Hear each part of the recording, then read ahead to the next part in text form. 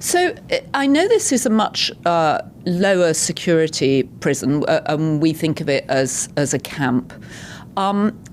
Does that mean it's much less violent? Are there violent prisoners there? Because, of course, one's mindful of what happened to Jeffrey Epstein. I mean, nobody knows. Did he commit suicide or was he actually murdered in jail? But the truth is, as anybody will tell you, and you know from your own experience, jails are full of people who are violent and frequently mentally ill. So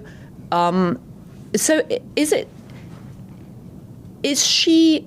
I understand it's lower security, but are there still violent prisoners in Bryan?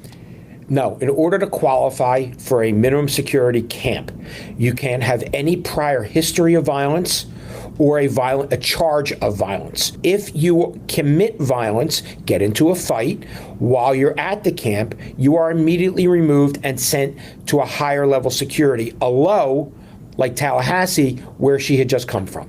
Okay. So there might be, we'll say gangs, but groups of women that segregate and stick together, but there are no gangs, there is no violence, you don't see any sexual activities that are going on in camps. A camp is community custody.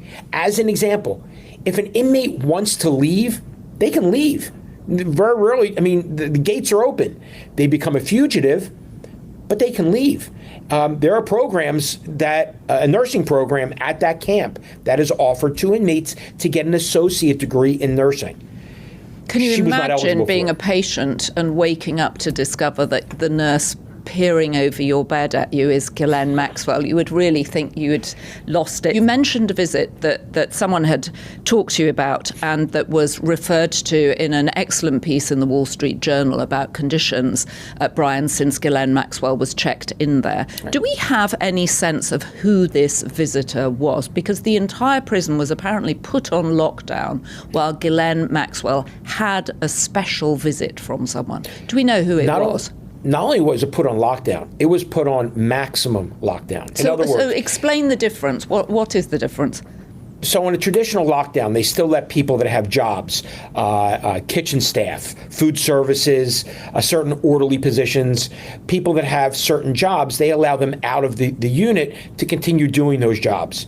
The lockdown is typically the inmates that are not working are confined to the dormitories. In this situation, everyone was locked down.